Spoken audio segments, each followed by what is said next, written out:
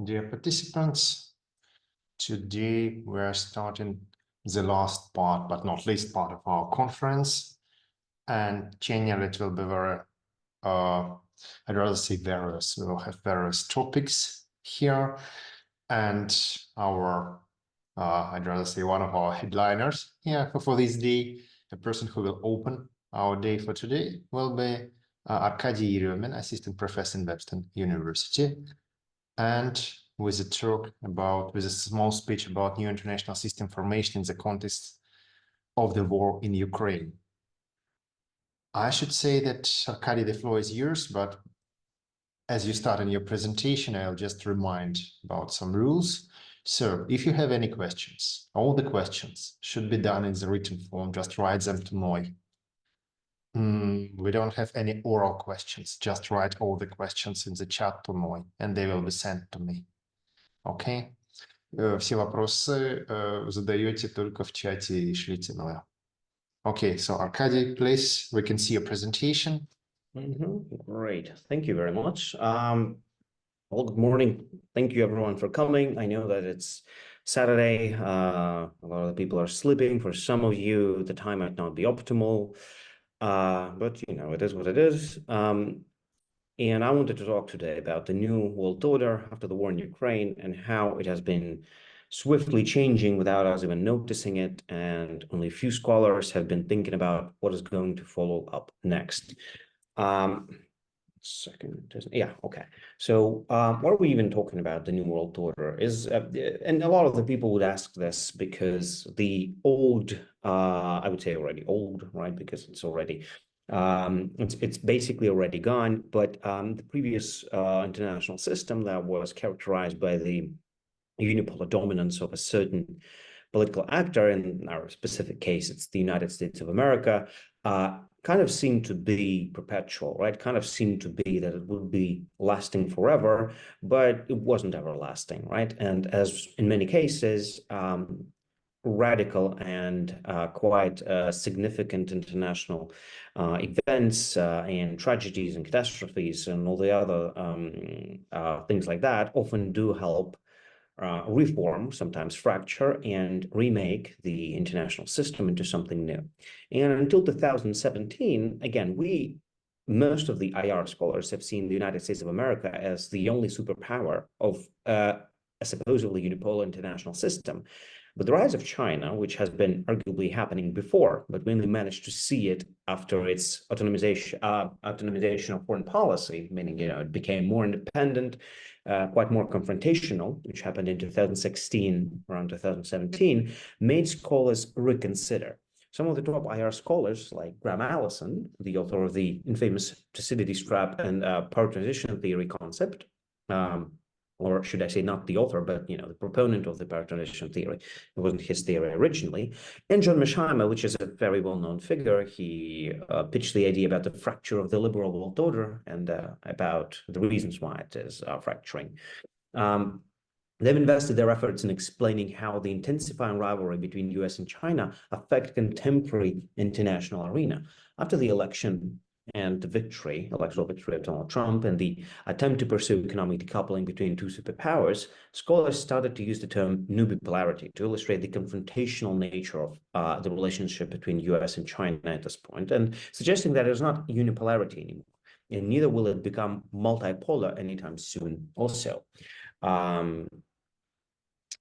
So in order to understand why it chose these specific two people, I probably should dive deeper into their arguments that they provide.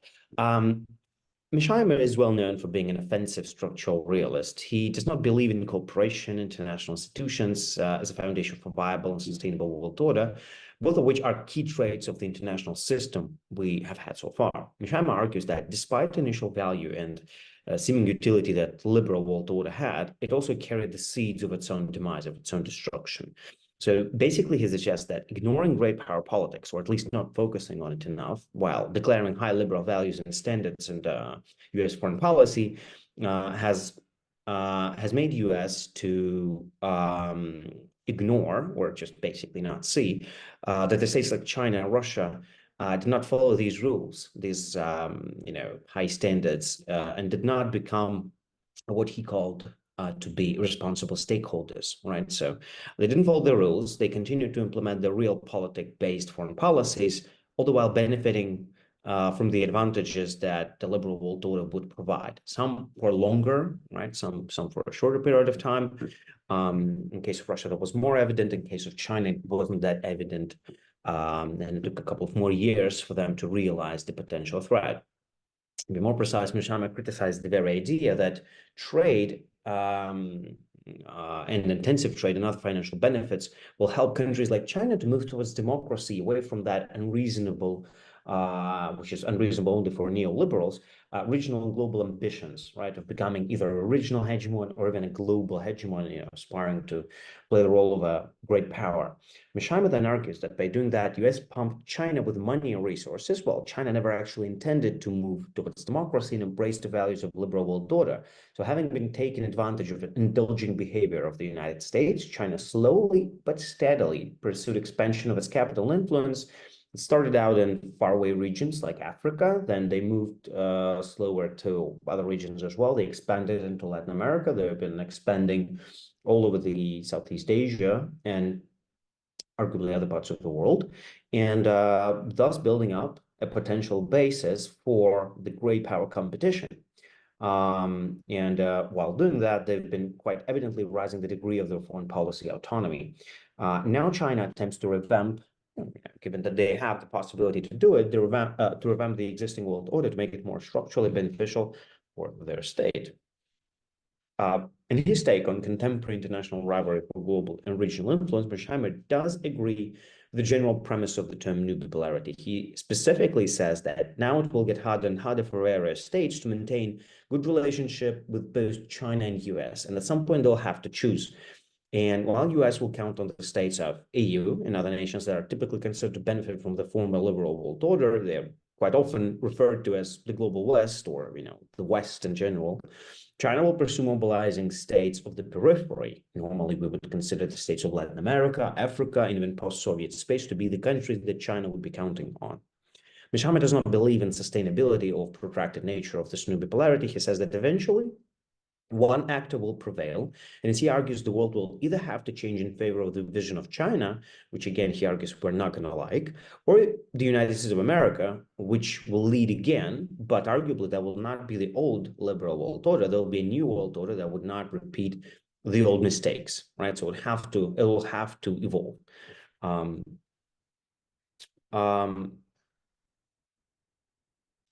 In a bit of a different researcher and with a bit of a different position is Graham Allison, and his arguments are a little bit different, but certainly lead to pretty much the same conclusion. And that's peculiar because, again, it doesn't always happen. Graham Allison is perhaps the most well-known popularizer of the power transition theory, which is closely associated with rise and fall realism, meaning that eventually some states that are currently enjoying hegemony globally or regionally, they have their own lifespan. So eventually one will decline, but instead another one will rise because the states are different, right? They have different factors, different internal factors to consider that either promote and foster development, or their development is slower, so they will bloom later on. So all the states are asynchronously developing, and that is what constitutes the logics of the power transition theory, and one hegemon becoming less relevant than a new one, right? And the central premise of this approach is that, again, hegemonic powers will inevitably change one by another. At this point of their relative capabilities becoming similar to one another, right, of the contender and the declining dominant actor, the relations will inevitably become conflictuous, often leading into conflictuous spiral of war.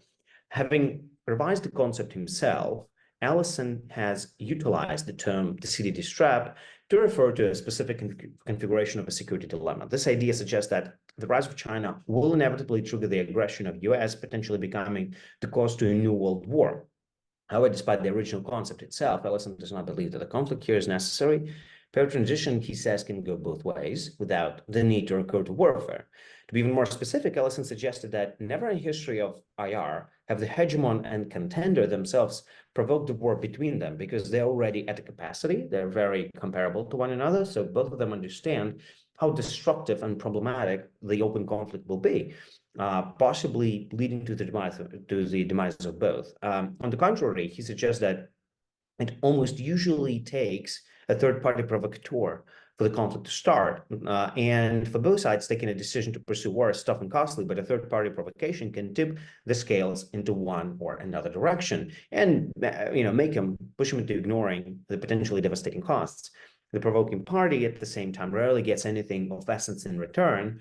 We're going to talk, focus about this a little bit later. So what does Russia have to do about this, right? We only mentioned it once or twice.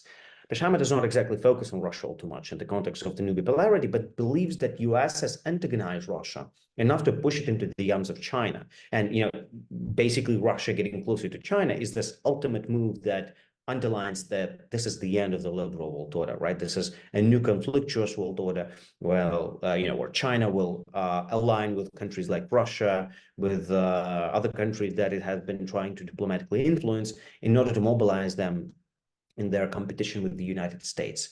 And his explanation of Russian aggression in Ukraine since 2014 lays under the scope of offensive structural realism, and he is dedicated to sticking to the story that he originally told in 2014, saying that the West is to blame, and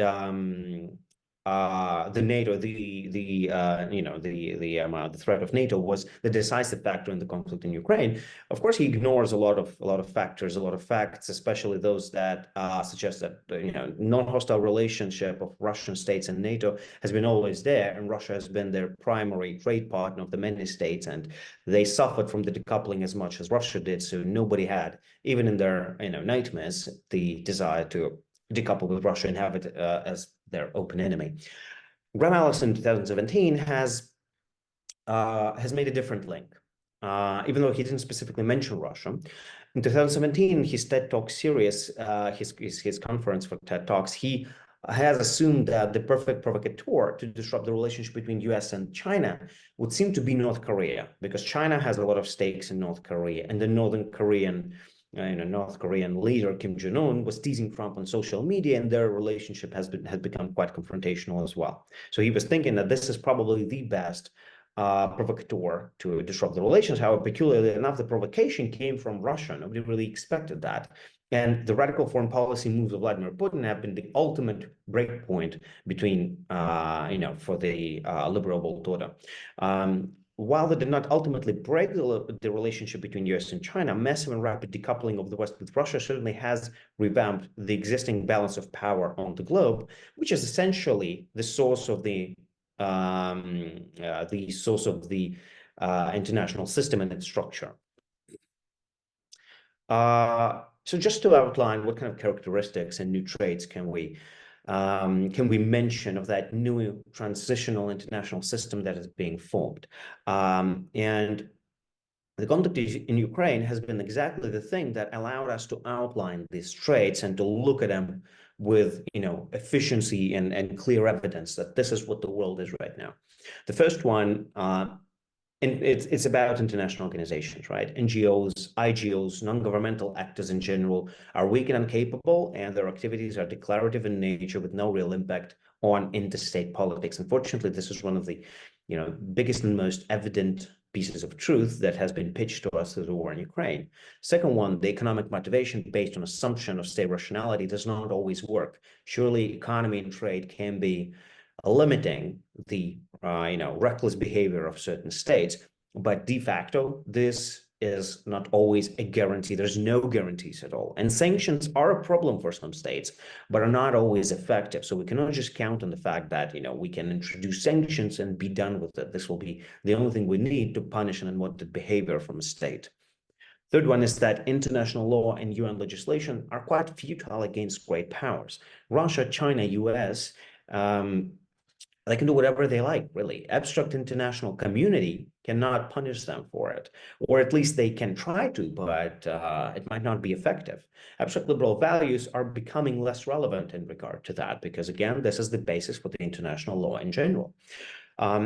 states are more capable actors than any supranational entities. We've seen on the quite empirical example that the country of the United States of America and the countries like Germany and UK are more effective in helping Ukraine on bilateral level than organizations are on the level of EU and NATO. That they're quite indecisive, that they're kind of sluggish, but the countries themselves do it faster, they're more dedicated, they provide real results. Once again, outlines the role of the states in the foreign policy and how important they're going to be in this new world order.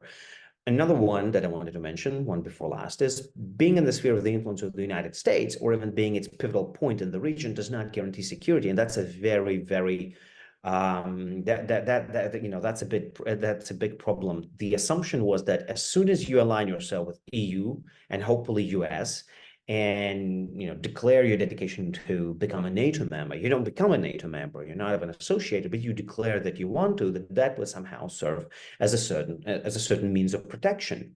However, real military capabilities of superpowers are often exaggerated, and the utility of organizations like NATO are often also not what they really are. Combined with their indecisiveness and sluggishness in taking decisions, and important decisions for that matter, this makes it impossible for states to ignore their security and defense, hoping that NATO or US will protect them. And as a result of that, we see that on the example of remilitarization of the countries of EU, that for decades had the luxury to keep their money in their pockets and reforward it to more welfare-oriented spheres, and which really has allowed Europeans to live at a much different level, at a much better level, sometimes even exceeding the level of life in the United States of America, the country they were directly counting on for their security.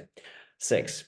And last one, but not least in terms of significance, it's the spread of democracy is not a foreign policy priority anymore. The quality of democracy in the world is degrading, and more regimes become openly autocratic. Unfortunately, there's a lot of research that supposes that this is true, that the quality of democracy is degrading. That there's going to be more autocratic regimes, a bigger number of autocratic regimes in the future than anticipated. And a lot of the countries that have been struggling with democracy, struggling with the quality of democracy, might perceive that, there's nothing bad in becoming a full autocracy. So a lot more leaders would be encouraged to take the power in their own hands and make a lovely autocracy out of their failing or, really mimicking democracy. And, that would take a lot less efforts. And again, with that in mind, that also suggests that pursuing regional hegemony is okay, right? And a lot of the countries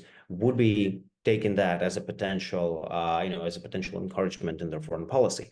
All this suggests that this transitional world order is in essence more conflictual, more realist-based, and is less oriented towards trade and cooperation. There's less globalization in favor for a new turn of anticipated regionalism, and a certain rise of interest to realpolitik principles is evidently seen, and especially is already being implemented in the foreign policies and their new versions of the states around the world. What does that mean, right? It might seem very gloomy, it might seem very pessimistic, but doesn't necessarily have to be like that.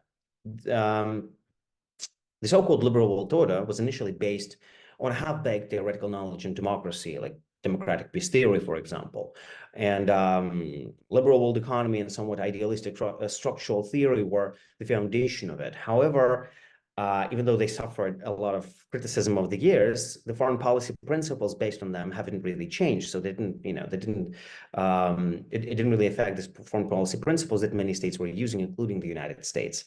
Post-structural and critical theories, on the other hand, still offer a good degree of quality insights into the specifics of the international relations, how to manage them effectively. And a certain post-liberal theory of international relations can certainly be of use for future generations of policymakers and IR scholars. This time, however, our theories should avoid structuralist mistakes that have made neoliberalism such a shaky foundation for a world order. And this is something that we can do, but we need to talk about it. We need to make, to promote the concept of, searching for that post-liberal theory in order to avoid recurring back, falling back into the realism specifically. And I've really come to an end with my presentation. This is a short list of references you can check out. There are a couple of my articles here, a couple of the articles that really, are quite essential in this presentation to understand the limits and capabilities of this new transitional world order, how it has been, how have the scholars been suggesting that it's going to be around, and how it's going to develop. Well, again, I'll probably send the presentation to the academic bridges, and I think it will be available. If you would, want to check out the links or go through the slides, be my guest. And if there are any questions, I'm ready to take them. Thank you. So I'm done. Close the demonstration. Thank you very much. Let's take a look at our chat if there are any questions. Everybody's sleeping. Everybody, I suppose, was just coming into our presentation. Well, okay. So, yeah, thank you very much. Just before we start the next session, I would like to ask the question, because we are talking, well, in many cases from so-called international affairs point of view, or even political point of view, but from the economic point of view, how fair is to look at Russia as one of the superpowers? Because, well, in many cases, so China and Russia, but from the economic point of view, if you take a look at the percentage of the global trade or something like this, well, it will be very strange to say. It will be something like to say, like, I don't know, it's better to say Russia and Nigeria, Russia and Pakistan, and so on, because it looks like that from the economic point of view, Russia and China are incomparable. And, well, Russia as an economic superpower, it sounds very, very funny. Don't you think so? Thank you, Vladimir. Yes, of course. The idea that Russia is still a superpower, or like the great power, as realists often call them, is not exactly based on economy, right? So they basically, in many cases, realists would just ignore economy, and all they need economy for is the promoting defensive capabilities. However, if we are more if we'd be more realistic, I'm sorry for them. That does seem to be a bit funny to say that when we're referring to realism. When we're being a bit more realistic, we understand that Russia is a great power because it has political capabilities. It has a privileged position in the Security Council, right? It has the right for veto. And certainly the international law is very hard to be applied to Russia because, again, they have a very privileged position. It is not, however, linked to the great economy of the Russian state, right? Russia has quite a big market. It's not a secret, but it's not an enormously big market that China has, or the United States, or, I mean, come on, even Germany. Let's compare them, and we'll figure out that Russia doesn't produce anything that's of significance. We don't produce anything that's strategically important aside from just digging up oil, gas, metals, and some basically mineral resources. Aside from that, Russian economy is mostly a market that is interesting to the countries like China. In this sense, we can see that a great power of Russia is now becoming more of a monopoly for the Chinese companies to take. We can see that, especially the people who are right now still in Russia can see that on the car market, right? Whatever cars you are seeing right now in the streets, most of them are going to be Chinese, right? If you want to buy a car, mostly you'll be looking at the Chinese cars. And this will be only developing more further and further. The degree of dependency of Russia and China will grow. And very soon we'll realize that it's not the oil and gas that provide us the dependency of China on our country, on our mineral resources. Now we are hooked on their economy because A, there are sanctions. We don't have any alternative to that. B, again, we don't have any other choice because we don't produce these things ourselves. Russia doesn't have great IT capabilities. The IT companies that we had are not as good as they were, clearly, given that 100,000 IT specialists, maybe more, I might be mistaken, have fled Russia. And there's certainly a lack of qualified people. There's a lack of people who would be even potentially creating and developing certain industries. We don't have that capability. We cannot build our own plane. We cannot build our own car. We cannot build our own computer. We don't have computer chips. We cannot develop them. This is not something you do overnight, and specifically not under that weight of the sanctions. So yeah, I mean, the idea that Russia is a great power is still very profound with the community, with our scholars, but we just might be facing a future where Russia will stop being one. Unfortunately, again, if we look at it from the point of view of why the war in Ukraine even happened, again, I would qualify it as an ultimate hierarchy building move, right? Russia wanted its own bounded order, right? We had two bounded orders in the Cold War, the US bounded order and the Soviet Union bounded order, right? Right now we were having this global liberal world order, which again is a big question whether it was global, but as an alternative to that, Russia wanted its own hierarchy and was unable to make one, right? So when you see that you are steadily declining and you're not having a lot of success in building your own hierarchy and competition to US and to Western powers, and even to China, which has been way more successful, you're looking for certain ultimate move because you know that in the next 10 years, you're going to fail and you're inevitably becoming a pariah state. In order to avoid that, well, the war in Ukraine might have seemed like an ultimate move, which did not succeed. Russia did not build a hierarchy. Now Russia has